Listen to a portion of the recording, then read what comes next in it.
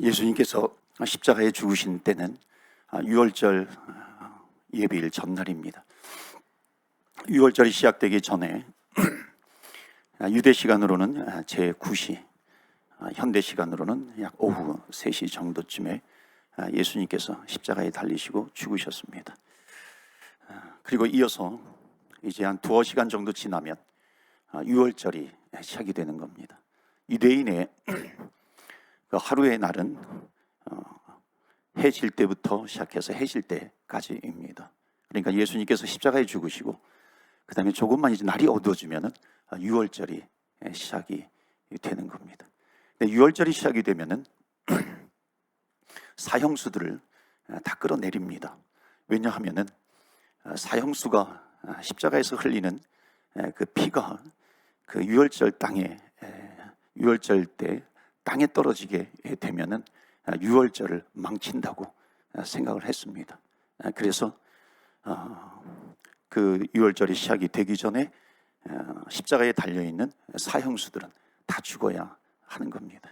그래서 어떤 일이 있었냐면은 예수님께서 십자가에 달리실 때에 요한복음 19장에 작년에도 이 말씀을 드렸었는데 요한복음 19장에 어떻게 하냐면은 십자가에 달린 사형수들을 빨리 죽이기 위해서 망치로 그 무릎을 때립니다. 무릎을 치는 겁니다. 왜냐하면 십자가의 죽음이라고 하는 것은 가장 고통스러운 죽음입니다. 그래서 못을 받고 그 다음에 십자가에 이제 매달릴 때에 발에 이 받침대가 있습니다. 어느 정도 이렇게 발로 이렇게 지탱을 하게 되면 꿈틀꿈틀 거리면서 몸에 이제 피가 완전히 쏟을 때까지 천천히 고통스럽게 죽어가는 겁니다. 자, 그런데 빨리 죽여야 되니까 6월절이 오기 전에 그래서 망치로 무릎을 때립니다. 그러면은 지탱할 수 있는 힘이 없어져 버려서 신속하게 죽음을 당하게 됩니다. 그러면은 그 십자가에 있는 사형수들을 끌어내리는 겁니다. 예수님께서 십자가에 달리실 때에 그 옆에 강도들이 같이 죽었습니다. 그래서 그들의 무릎을 때리고 치고 그들을 죽은 것을 확인하고 끌어내립니다. 이제 예수님의 무릎을 쳐야 되는데 보니까 예수님께서는 이미 운명하신 겁니다. 그러니까 예수님의 무릎을 칠 필요가 없는 거죠. 그리고 예수님을 끌어내립니다. 이것은 무엇을 뜻하냐면 정말 예수님께서는 굉장히 채찍질을 당하시고 고통을 누구보다도 많이 당하셨다는 겁니다. 누구보다도 피를 많이 흘리셔서 빨리 운명하셨죠. 그래서 무릎을 칠 필요가 없습니다. 어찌 보면은 예수님의 무릎을 칠 필요가 없다라고 하는 것은 예수님께서 이미 죽으셨기 때문에 십자가에서 끌어내릴 필요가 없다라고 하는 건데 이거는 놀랍게도 레위기서 12장에 이미 예언이 되어 있습니다. 어린 양의 6월절 어린 양의 뼈는 꺾지 않는 겁니다. 그러니까 예수님은 6월절에 어린 양으로 오셨습니다. 보라 세상 죄를 지고 가는 하나님의 어린 양이로다. 그래서 예수님의 무릎은 망치로 칠 필요가 없는 거죠. 어찌 보면 이것은 무지한 자들에 의해 가지고 예수님께서 십자가에 달리시고 그 모진 고통을 당하셔서 미리 죽으셨지만은 그러나 하나님의 역사는 하나님께서 그 무지한 자들을 통해서도 하나님의 구원의 역사를 이루어 가신다라고 하는 것을 보여주고 있습니다. 예수님께서 왜 이렇게 십자가에 죽으셨을까요? 예수님은 왜 십자가에서 왜 이렇게 완전히 죽으셔야 했을까요? 하늘에 계신 예수님께서는 혼자 계신 분이 아니라 성부, 성자, 성령 삼위일체 하나님으로 계셨습니다. 그 삼위일체는 트리니티는 원래 영어에 없는 단어인데 합성어입니다. 트리, 셋이라고 하는 트라이와 그 다음에 유니티라고 하는 연합, 일체라고 하는 것이 합성어가 돼서 트리니티가 된 거죠.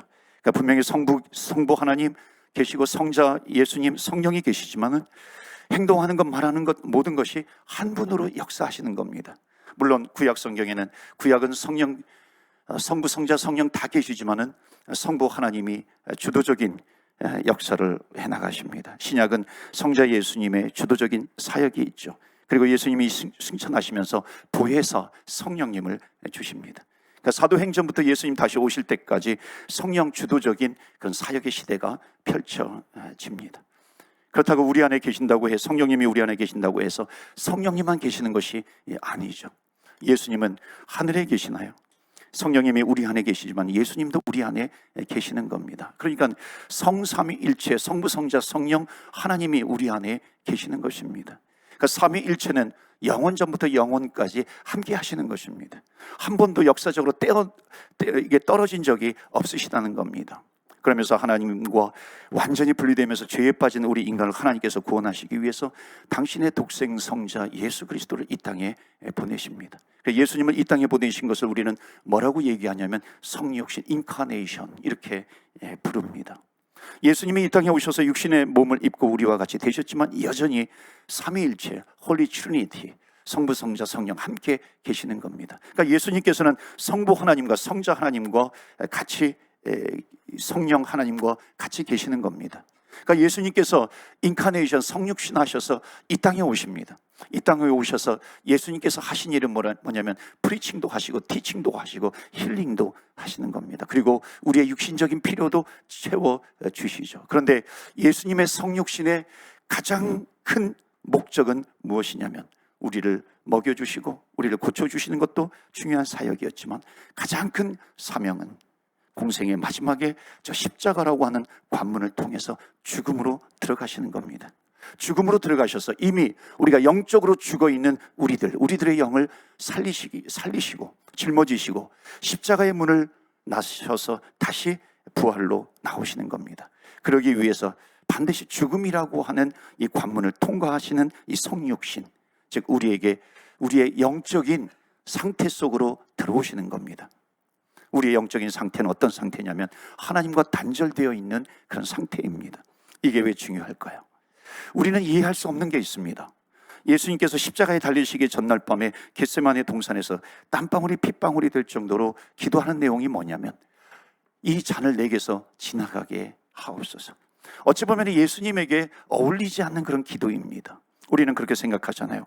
예수님께서는 왜 부활을 모르셨나? 아무리 힘드신다 할지라도 3일 정도 꾹꾹 이렇게 참고 나면은 부활하실 걸 아시는데 그러면 참을 수 있으신데 그렇게 우리는 생각할 수 있습니다. 그런데 예수님은 괴로워하시는 것 같아요.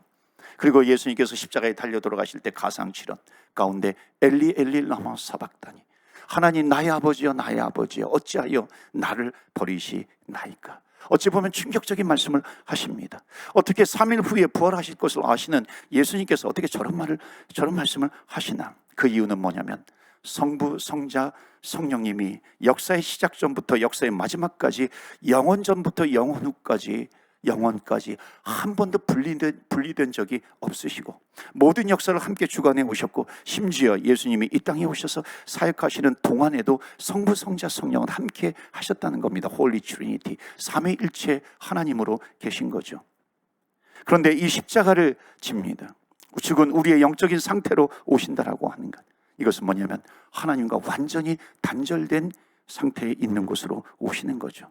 절대로 저 넘어서 하나님께로 우리가 나아갈 수 없습니다. 왜냐하면 우리의 영이 죽어있기 때문에 그런 거죠. 그러니까 죽어있는 우리의 영적 세계로 예수님께서 들어오시는 것, 이것은 무엇을 이야기하냐면 성부 하나님과 완전히 분리가 되는 것입니다. 단절이 되는 것입니다. 분리가 되어야만 우리의 영적인 죽은 상태로 들어오시는 것이죠. 그래서 우리를 살려서 하나님께로 다시 데리러 우리를 데리고서 하나님께로 가실 때에 다시 트리니티, 홀리 트리니티, 삼위일체가 되는 겁니다. 우리는 그렇게 생각할 수 있습니다. 잠시 분리되면 어때? 마치 우리가 교회에서 예배드리고 할렐루야 아멘 하면서 찬양합니다. 그리고 세상으로 나아가서 하나님 생각하지 않고 살아가는 것, 어찌 보면 아무런 문제 없이 살아갈 수 있다고 생각을 합니다. 우리의 신앙생활 마치 스위치를 꼽았다가 뺐다 하는 것처럼 우리가 살아갈 수 있는 것, 어찌 보면 그것이 우리에게 고통으로 다가오지 않을 수도 있는 거죠. 그런데 본질 자체가 성부, 성자, 성령으로 존재하시는 분이 단 한 번도 성부와 분리된 적이 없으시는 분이 우리를 살리시기 위해서 하나님과 분리되었다라고 하는 것, 저 죽음의 자리에까지 내려가게 되신다라고 하는 것, 이것은 어찌 보면 우리가 상상할 수 없는, 우리의 상상을 초월해서 예수님의 아픔이고 또 단절의 고통인 겁니다. 이 고통은 우리 인간으로는 이해할 수 없기 때문에 우리 겟세마네 동산의 그 기도도 우리는 이해할 수 없습니다. 삼위일체에 있어서는 하나님과의 0.0001초의 분리도 있을 수가 없는 일입니다. 그런데 그 있을 수 없는 그 일이 예수님께서 우리를 살려야 하시기 때문에 그 일을 하신 겁니다. 그러니까 왜 나를 버리셨을까? 그럴 정도로 분리되는 그 아픔 속에서도 그 분리를 선택하시고 이 잔을 내게서 지나가게 해달라고 하면서도 아버지의 뜻이라면 제가 그 뜻에 따르겠습니다. 그 사명을 받아들임으로 분리되어지는 이 예수님의 성육신이라고 하는 사건은 정말 엄청난 일입니다. 예수님의 성육신은 어찌 보면 우리의 피지컬한 그런 니들을 위해서만 오신 분이 아닙니다. 우리는 태어날 때부터 본질상 진노의 자녀여서 영적으로 죽어있는 우리를 살리시기 위해서, 예수님은 단지 우리에게 빵 조각만 주시기 위해서 오신 것이 아니죠. 이 십자가의 문을 통과해서 죽음 너머의 세계, 하나님과 완전히 분리되는 그곳으로 들어가지 않고서는 죽은 우리들을 빼내올 수 없는 그것이기 때문에 바로 그곳으로, 하나님과 분리되시면서까지 그곳으로 가시는 겁니다. 그래서 성육신의 최종적인 단계는 예수님이 육신의 몸을 입으시고 이 땅에 오신 것, 그것을 넘어서 영적인 죽음의 자리에까지 온 것입니다. 이것은 우리를 향하신 예수님의 엄청난 사랑입니다. 그런데 예수님께서 그 죽음의 자리에 들어가셨는데, 만약에 예수님이 인간이시라면, 예수님이 만약 사람이라고 한다면 하늘의 보좌를 버리시고 이 땅에 오셔서 이 땅에서 십자가의 죽음을 넘어서 음부의 자리까지 내려오셨는데, 이분이 만약 하나님이 아니고 이분이 만약 인간이라면 그도 자기의 죄 때문에 죽어서 거기에서는 다시는 나오지 못하는 겁니다. 그런데 이분이 하나님이시냐, 아니면 이분이 그냥 리더십 좋은 한 인간이냐, 이것을 알 수 있는 것은 뭐냐면, 저 너머로 들어갔다가 우리와 똑같이 죄의 저주를 그분이 십자가 위에 있는 우리 모두의 죄를 그분에게 짊어지게 하시고, 당신이 그 사망 권세를 깨뜨리고 난 뒤에 그 뒤에 있는 모든 예수님을 믿는 모든 사람들, 예수님께서 그 어깨에 짊어지시고 십자가의 문을 여시고 다시 부활의 영광 가운데 나오시는 것, 그렇다면 그분은 바로 하나님이십니다. 못 나온다면 한 인간이죠. 그냥 리더십 좋은 한 인간이죠. 나오면 그분은 하나님이시고 그분 때문에 모든 인간은 살게 되는 것입니다. 이것에 대해서 오늘 본문의 말씀 빌립보서 2장은 이렇게 설명합니다. 빌립보서 2장 5절에 너희 안에 이 마음을 품으라. 곧 그리스도 예수의 마음이니 그는 근본 하나님의 본체시나, 하나님과 같이 계셨죠. 천국에 하나님의 본체시나 하나님과 동등됨을 취할 것으로 여기지 아니하시고 오히려 자기를 비워 종의 형체를 가지사 누구와 같이, 저와 여러분과 같이 사람들과 같이 되셨고 성육신이 되신 거죠. 이 땅에 오셔서 우리들처럼 되셨습니다. 빌립보서 2장 8절에 사람의 모양으로 나타나사 자기를 낮추시고 죽기까지 복종하셨으니, 그런데 거기에서 멈추지 않습니다. 그 다음에 곧 십자가에 죽으심이라, 죽음까지 또 낮아지신 거죠. 완전한 성육신입니다. 여러분의 삶의 현장에 사람처럼 오셔서 그들의 필요를 또 먹이시고 입히시고 고치시고 그냥 그렇게 사시다가 끝난 것이 아니라 그 다음 단계 십자가의 죽으심으로 말미암아 십자가의 그 너머에까지 가셨다는 것입니다. 그렇게 들어가니까 성경은 반전이 일어나는 것을 말씀합니다. 십자가 뒤에 있는 사람을 데리고 십자가를 지나서 다시 이 땅에서 하늘로 올라가는 것을 이렇게 표현합니다. 계속해서 보면 2장 8절에 사람의 모양으로 나타나사 자기를 낮추시고 죽기까지 복종하셨으니 곧 십자가에 죽으심이라. 이러므로 하나님이 그를 지극히 높여 모든 이름 위에 뛰어난 이름을 주사 하늘에 있는 자들과 땅에 있는 자들과 땅 아래에 있는 자들로 모든 무릎을 예수의 이름에 꿇게 하시고 모든 입으로 예수 그리스도를 주라 시인하여 하나님 아버지께 영광을 돌리게 하셨느니라. 아멘. 놀라운 일이 일어난 겁니다. 예수님께서 죽었던 우리, 땅 위에 있는 자들, 땅 아래에 있는 자들, 하늘에 있는 정사와 권세까지 예수님께서 다 짊어지시고 하늘로 승천하신 겁니다. 예수 그리스도께서 독자적인 사역으로 우리 모두를 살려주시고 난 뒤에 무덤에서 나오심으로 하나님과 다시 하나가 되시면서 저분은 바로 하나님이셨어, 저분은 하나님이셨어 라고 하는 것을 온 천하에 알리신 것입니다. 여러분, 물에 빠진 사람 구하러 들어갔다가 같이 빠져 죽은 예수님이 아니라 나뭇가지를 잡게 해서 구하듯이 저 십자가, 영적으로 육적으로 죽은 우리를 살리기 위해서 내민 하나님의 나뭇가지가 바로 십자가입니다. 예수님은 말씀하십니다. 예수님은 우리를 살리시기 위해서 두 가지 문을 열고 오신 겁니다. 첫 번째 문은 하늘 문을 여시고 이 땅에 내려오셨습니다. 우리를 고치시고 우리를 먹이시고 우리와 함께 하시고 그렇게 사셨던 예수님께서 두 번째 문을 여십니다. 그것은 바로 십자가의 문입니다. 십자가의 문을 열고 들어갔어요. 죽어있던, 영으로 죽어있던 우리를 살려주시고 그분이 부활하셔서 저 십자가의 문을 열고 우리와 함께 나오신 것입니다. 그렇기 때문에 주님을 믿는 자는 부활의 영광에 참여하게 되는 것입니다.